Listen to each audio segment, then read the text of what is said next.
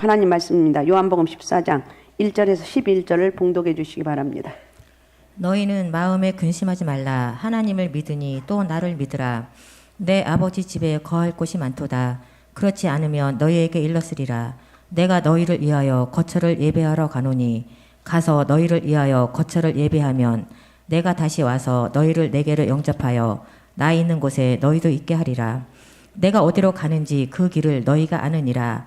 도마가 이르되 주여 주께서 어디로 가시는지 우리가 알지 못하거늘 그 길을 어찌 알겠사옵나이까. 예수께서 이르시되 내가 곧 길이요 진리요 생명이니 나로 말미암지 않고는 아버지께로 올 자가 없느니라.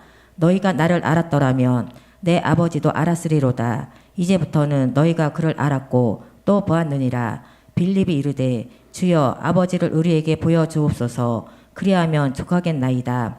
예수께서 이르시되 빌립아 내가 이렇게 오래 너희와 함께 있으되 네가 나를 알지 못하느냐. 나를 본 자는 아버지를 보았거늘 어찌하여 아버지를 보이라 하느냐. 내가 아버지 안에 거하고 아버지는 내 안에 계신 것을 내가 믿지 아니하느냐. 내가 너희에게 이르는 말은 스스로 하는 것이 아니라 아버지께서 내 안에 계셔서 그의 일을 하시는 것이라. 내가 아버지 안에 거하고 아버지께서 내 안에 계심을 믿으라. 그렇지 못하겠거든 행하는 그 일로 말미암아 나를 믿으라. 아멘. 자, 오늘은 예수 믿으면 행복합니다. 행복합니까? 네, 예수 믿으면 행복하다는 고백이 나와야 돼. 1절을 먼저 읽어보며 먼저 근심하지 말라는 말이 나오는 1절 한번 읽어주시기 바랍니다. 너희는 마음에 근심하지 말라. 하나님을 믿으니 또 나를 믿으라. 예, 예수님은 근심에 대해서 말하고 있습니다. 왜 제자들이 근심하지 말라고 하나님과 예수님 믿으라고 말씀하고 있는가? 오늘 이 부분에 대해 살펴보고 이걸 바꿔야 되는 근심하는 것이 아니라 우리는 행복합니다. 여러분 행복하다고 고백하시기 바랍니다. 예, 행복하다고 고백하면 그렇게 바뀌어지는 거예요. 많은 사람이 천국이란 말을 좋아합니다. 내세 천국을 믿는 사람 물론이고 믿지 않는 사람들도 좋아해요. 그래서 아주 좋은 것을 표현할 때는 천국이란 말을 갖다 붙이죠. 요즘 상호도 천국이란 말이 많이 붙어 있습니다. 김밥 천국, 과일 천국 들어보셨죠? 또 알바 천국, 부동산 천국, 타이어 천국, 뼈다귀 천국, 닭발 천국. 흥미로운 것은 천국이란 말을 붙이면 매출이 많이 올라간다는 거예요. 누구나 천국이 좋은 줄 알기 때문에 그렇습니다. 그런데 문제는 많은 사람들이 천국이 좋은 줄 알면서도 정작 천국을 정확하게 알아보고 가려는 노력은 기울이지 않는다는 거예요. 단순히 세상에서 여기저기 좋은 데를 찾아다닐 뿐이에요. 이를테면 유토피아 같은 것을 찾으려고 합니다. 유토피아는 우리말로 이상향이라고 번역을 하는데 정말 좋은 곳이나 이상적인 것을 의미합니다. 그런데 아이러니하게도 유토피아라는 단어의 본래 뜻은 아무데도 없다. 아무데도 없다는 뜻입니다. 그러니까 이 세상엔 정말 좋은 곳, 다시 말해 진짜 천국은 존재하지 않는다는 거예요. 세계 여행을 하거나 외국에 이민을 가도 그렇습니다. 처음 가서는 아주 좋아 보여. 그런데 하나하나 겪다 보면 아무리 좋은 곳이라도 불편한 게 있고 고통과 모순이 있어요. 어떤 사람이 수개월 뉴질랜드 여행을 하고 와서 쓴 글이 있는데 처음에 가서는 자연 풍광이 너무나 아름다운지 풍경이 너무나 아름다운지 여기가 천국이네 이렇게 감탄했다고 합니다. 그런데 시간이 갈수록 이것저것을 겪어보고 또 오래 살았던 사람들의 이야기를 들으면서 단점을 여러 가지 발견하게 됩니다. 세상은 다 거기서 거기야 이렇게 생각을 하면서 이 사람의 결론은 뭐냐? 지지고 볶아도 한국이 최고요. 지지고 볶아도 우리 가정이 최고, 그죠? 지지고 볶아도 속썩이고 그냥 그래도 가정이 최고라는, 한국이 최고라는 거. 여러분 이 세상에는 천국이 없습니다. 모든 인간이 죄인이고 죄로 인해서 야기된 온갖 고통과 모순으로 가득 찬 곳입니다. 세상은 아무리 좋아진다 해도 천국이 될 수가 없어요. 그러므로 세상에서 천국을 찾으려는 생각은 아예 버려야 됩니다. 그래서 진짜 천국을 찾아야 되는데 오늘 본문에서 예수님이 진짜 천국을 제시해주고 있어요. 예수님이 지상에서 사생의 개인적인 생활 30년과 공생의 3년을 보내시고 마지막 십자가를 달리기 전날 밤 최후의 만찬이 있던 다락방에서 말씀하셨는데 그 말씀을 다락방 설교라고 이야기합니다.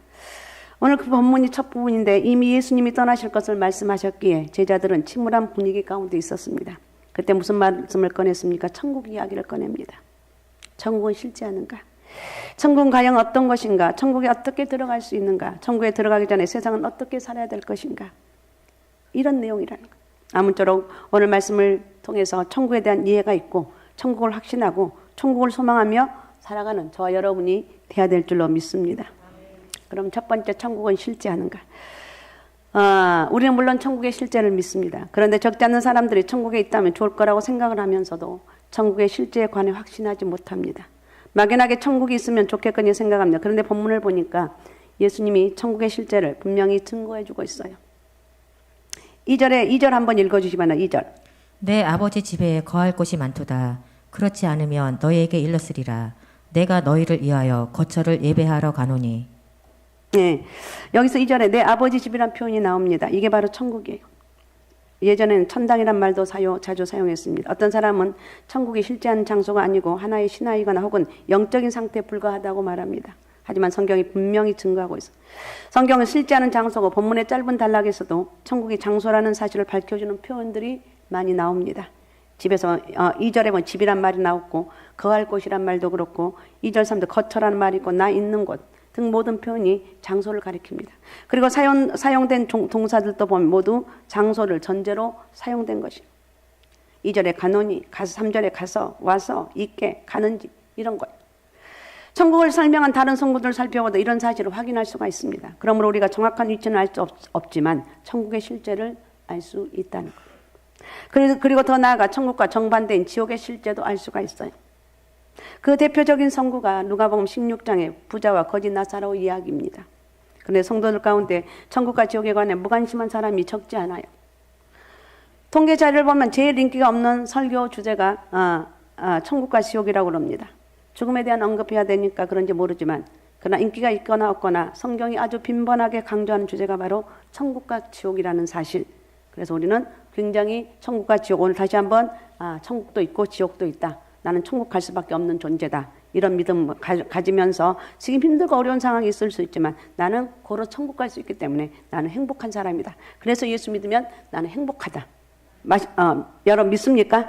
그러면 천국은 어떤 것인가? 천국은 우리가 장차 들어가 영원히 거할 장소인데 2절 3절을 읽어주시기 바랍니다. 2절 3절 다시. 내 아버지 집에 거할 곳이 많도다. 그렇지 않으면 너희에게 일렀으리라. 내가 너희를 위하여 거처를 예배하러 가노니 가서 너희를 위하여 거처를 예배하면 내가 다시 와서 너희를 내게로 영접하여 나 있는 곳에 너희도 있게 하리라. 네, 아멘. 내 아버지 집, 즉 천국에는 거처할 것이 많다고 말하고 있어요. 영어 성경에서 많은 방들이라고 표현했다고 합니다. 혹은 많은 저택들이 있다고 번역되어 있기도 하고 십자가에 죽으시고 부활 승천하시는 게 모두 거처를 예비하기 위한 절차라는 거예요. 거처는 장소라는 말인데 한 사람 한 사람을 위한 구체적인 집을 의미를 합니다. 한마디로 표현하면 천국이라는 거예요. 우리가 영원히 거주할 집에 충분할 정도로 천국은 넓다는 거예요. 우리가 상상할 수 없을 정도 넓다는. 그러니까 예수 믿으면 천국 가고 행복한 인생을 살 수가 있어요. 이 세상에서는 무주택자가 있습니다. 그죠? 지금 많이 내 집 마련한 집이 많은데 그래도 있어요. 그 서름이 얼마나 큽니까? 제가 어렸을 때 보면 집이 없어가지고 얼마나 서름을 많이 당했는데 그런 기억이 나요. 지금도 무주택자들의 애환이 있지만 옛날엔 정말 심했습니다. 아이들이 많다고 새방을 주지 않았습니다. 그래서 집을 구할 때는 아이들을 데리고 오지 않다가 나중에 데리고 오면 집주인과 옥신각신하고 난리가 나요. 그리고 아이들이 떠들거나 울면 주인집 눈치 보느라고 조용히 시키느라고 전전긍긍하고 심지어 이불로 틀어 막기까지 했다고 합니다. 그죠? 그래요. 그러나 천국에 가면 무주택자가 없어요. 과연 그 천국의 광경이 어떤가? 인간의 아무리 상상해서 정확히 알 수가 없습니다. 다만 성경에서 설명해 놓은 것만큼만 알 뿐이에요. 이 이야기의 논척이 계시록 21장에서 22장 5절까지 나옵니다. 천국은 어떤 곳인가? 우리가 상상해보면 마치 신부가 남편을 위해서 처음 결혼할 때 예쁘게 단장처럼 아름답게 준비되어 있다고 합니다. 하나님과 함께하는 곳. 세상에서 우리를 슬프고 고통스럽게 했던 것은 다 사라지고 눈물, 사망, 질병, 애통 그리고 곡하는 것이 없습니다. 각종 보석과 12 진주문으로 된 새 예루살렘이 성이 있습니다. 그 안에 도로는 유리같이 빛나는 황금길입니다. 생명수같이 흐르고 강가에 생명나무가 있는데 12가지 열매가 열립니다. 찬란한 빛이 가득해요. 한마디로 말해서 완전한 최상의 기쁨과 행복이 있는 것이다. 이러한 천국 묘사는 사도 요한이 계시를 본 것을 인간의 언어로 최대한 표현한 것에 불과하다는 거예요. 보기는 보았는데 도무지 인간의 말로 표현할 길이 없어서 그 정도로 표현한 거예요. 천국의 모습은 우리가 아무리 상상하고 또 해도 정확히 알 수 없습니다. 성경 기록은 하나님께 단지 살짝 보여준 것에 불과하다는 거예요. 그러므로 장차 천국에 들어가면 정말 깜짝 놀란다는 거예요. 그래서 스펄전 목사님은 천국을 가리켜 깜짝 놀랄 나라라고 말합니다. 그때 우리는 너무 놀라고 감격해서 기뻐하게 된다는 거예요. 이런 말이 있습니다. 천국이 얼마나 좋은가. 역이민자가 한 명도 없다. 세상에서는 아무리 잘 사는 천국에 갔더라도 많이 돌아오잖아요. 그러나 천국에 간 사람 한 사람도 아직까지 돌아온 사람이 없어요. 반면에 지옥은 얼마나 아픈가. 탈주자가 한 명도 없다는 거예요. 탈북자는 간혹 있지만 탈지옥자는 없어요. 그러므로 천국은 못 가면 큰일 나는 것이고 지옥은 가면 큰일 나는 것이에요. 많은 사람들이 이 세상에서 동분서주하며 살지만 장차 들어갈 내세에 관해서는 별로 관심이 없어요. 이 세상의 삶은 기껏해야 100년 남짓이시고 내세는 영원한데 참으로 어리석은 일입니다. 남의 일처럼 무관해요. 무관심해요. 남의 챙겨주는 것도 아닌데 태평하니 오늘날 우리의 말로 정말 한심하다 이렇게 표현할 수가 있어요. 마치 이런 사람과 같습니다. 기차를 탈 때 제일 먼저 어디를 확인해요? 갈 곳을 확인하죠. 목포에 간다. 목포행인지 이렇게 보고. 부산을 간다. 부산행인지 이렇게 보고. 근데 무조건 이 열차는 자리가 많네. 홀딱 올라타면 돼요? 안 돼요? 안 된다는 거야. 종착역은 확인도 안 하고 1등석이라고는 급행열차라고 좋아하는 사람이 있다면 정말 어리석은 거죠. 정말 지혜로운 사람은 3등석을 타더라도 혹은 완행열차를 타더라도 종착역을 바로 알고 타는 사람입니다. 저와 여러분은 어떤 인생 열차를 타고 있는지 천국행 열차를 타고 있습니다. 맞습니까? 예, 나는 천국행 열차를 타고 있다는 거예요. 그래서 나는 행복한 거예요. 그래서 예수 믿었기 때문에 행복해요. 내 삶은 찢어지게 고달픈 인생이지만 그래 나는 예수님 때문에 행복한 거예요. 주님을 어떻게 만나면 행복할 수밖에 없어요. 또 이런 예를 생각해 보면 됩니다. 옛날 동네에서 꼬마들이 함께 어울러 놀던 추억을 보면 술래잡기도 하고 흑당난도 하고 옛날에 이렇게 많이 했습니다. 하여튼 딱지치기도 하고 공놀이도 하고 줄넘기 하고 그리고 해가 어두워집니다. 그렇게 놀다가 어두워지는데 그럼 엄마가 부릅니다. 개똥아 소똥아 밥 먹어라. 그럼 돌아가요. 근데 한 아이가 남아 있습니다. 아무도 부르지 않습니다. 자기를 따뜻하게 맞아준 부모가 없으니까 들어가는 게 신나잖아요. 그래서 한참 빙빙 돌다가 캄캄해진 후에 하는 수 없이 들어갑니다. 저와 여러분은 어떤지 인생의 항원이 닥쳐올 때 영원한 거처 영원한 복을 누릴 천국에 들어갈 준비가 되어 있으면 여러분은 행복한 것입니다. 믿습니까?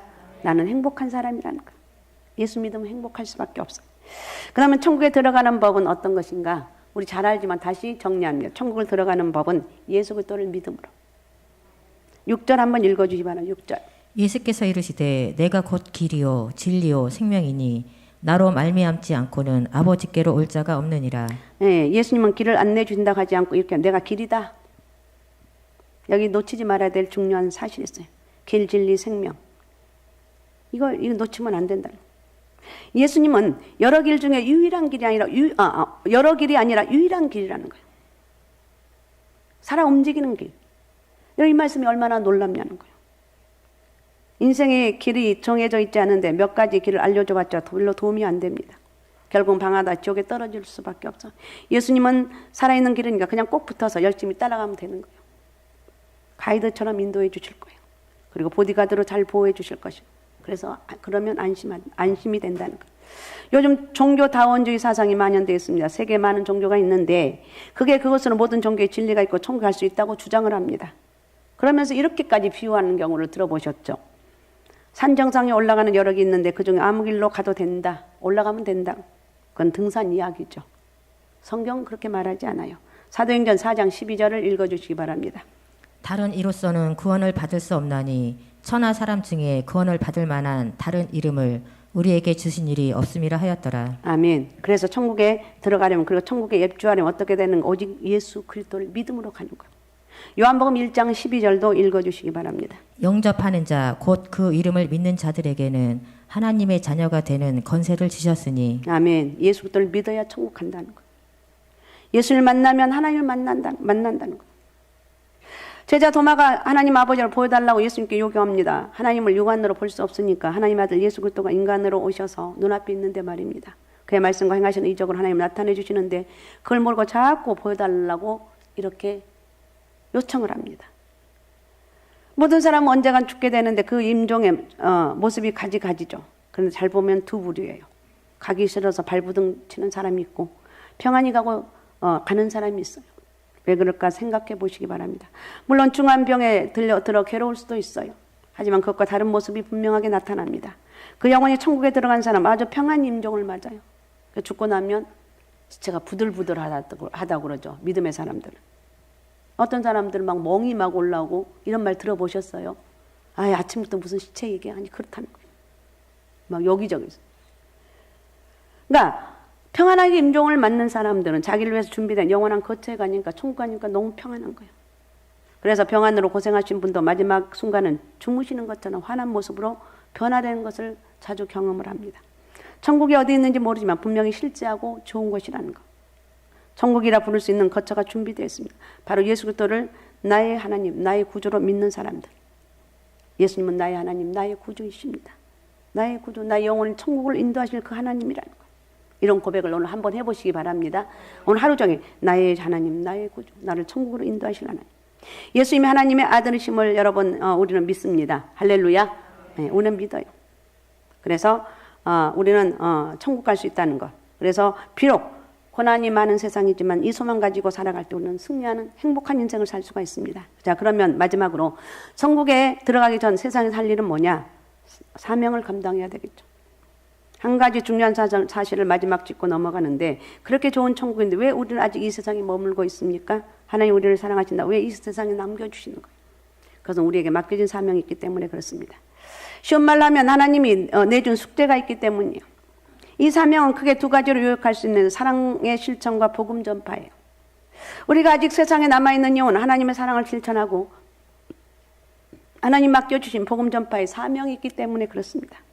세상에 많은 것을 소유하고 세상에 좋은 것을 즐기기 위함이 아니고 물론 우리가 육신을 갖고 살기에 물질도 필요하고 좋은 것도 누리기도 해야 되겠죠. 그러나 그런 것에만 매달리면 곤란하다는 거예요. 사랑만 영원하다는 거예요. 고린도전서 13장 13절을 읽어주시기 바랍니다. 그런즉 믿음, 소망, 사랑 이 세 가지는 항상 있을 것인데 그 중에 제일은 사랑이라. 예, 가까운 이웃이든 먼 이웃이든 그들에게 사랑을 실천할 추억을 많이 만들어줘야 돼. 그리고 복음 전파로 많은 사람을 주님께로 인도해야 됩니다. 그들도 한 명 한 명이 우리에게 자랑거리고 면류관이 될 것이에요. 데살로니가전서 2장 19절, 20절을 읽어주시기 바랍니다. 우리의 소망이나 기쁨이나 자랑의 면류관이 무엇이냐? 그가 강림하실 때 우리 주 예수 앞에 너희가 아니냐? 너희는 우리의 영광이요 기쁨이니라. 아멘. 우리가 천국에 들어갈 때 빈손으로 간다고 그러죠. 수요에는 호주머니가 없다고 그러죠. 그러나 우리는 전도한 사람 또 내가 예수 믿는 그걸 가지고 사랑을 갖고 갈 수가 있다는 것. 하나님께서 우리의 장막이 되셔서 우리에게 놀라운 은혜를 주시고 평안하게 갈 수 있도록 인도하신다. 주님께서는 이 말씀을 이렇게 쭉 알려주신 다음에 유다에게 끌려 대제사장과 관원들에 끌려가시고 십자가에 죽으셔서 이 조서를 예배하러 가시는 일을 시작하셨습니다. 그리고 오늘 본문에 이어지는 14장 이하의 내용, 성령에 관한 말씀이죠. 성령을 보내주셔서 내가 가더라도 성령이 너와 함께하기 때문에 너희와 영원토록 함께할 것이다. 믿습니까? 그러면서 1절에서 주님은 하나님 믿으니 또 나를 믿으라고 말하고 있습니다. 자, 어떻든 이렇게 하면서 제자들은 나중에 처음에는 두려워했지만 주님을 다시 부활한 주를 만난 다음에 용감한 복음 전도자가 되었습니다. 지금 저와 여러분 어떤 삶을 살고 있는지 하루 주님께서 우리를 그분의 처소로 불러주신 것을 느끼면서 만끽하면서 행복한지 나는 불안하고 힘들어요. 그러면 그걸 바꾸시라는 거예요. 난 예수 믿기 때문에 행복합니다. 나는 하나님 은혜가 있기 때문에 행복합니다. 여러분 그런 고백을 좀 하시기 바랍니다. 행복해야 돼. 그래서 아무리 힘들고 어렵고 정말 죽을 정도 힘든 삶을 살아도 난 주님이 있기 때문에 주님을 믿기 때문에 행복하고 결국은 하나님 엄청난 축복을 나에게 주실 거라는 이 소망을 갖고 살아갈 수가 있습니다. 아셨습니까?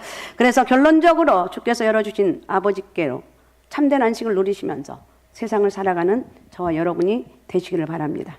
할렐루야. 오직 예수, 오직 믿음, 오직 성령 충만함으로 천국의 소망 가운데 더욱더 사랑하면서 더욱더 사명을 감당하면서 행복하고 아름다운 인생을 살아가는 저와 여러분이 되시옵소서.